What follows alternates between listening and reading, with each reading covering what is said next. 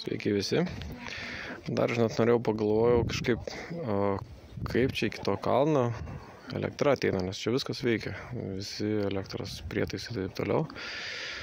Tai kiek supratau iš visko, tai čia yra toksai stulpas. Na ir čia matomai tik per šitą vietą, galbūt yra dar kokia nors linija, bet ateina va ten elektros laidai ir jie dar ten kabinasi va į tą stulpą, kurį toj parodysiu.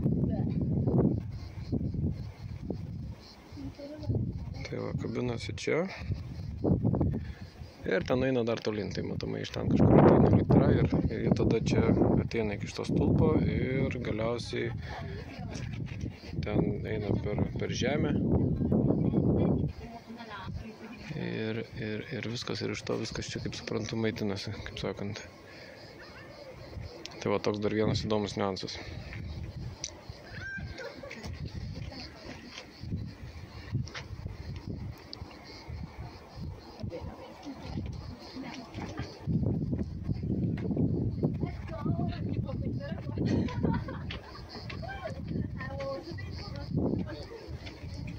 Tai va tiek būtų šitam video, susimatysim kitame.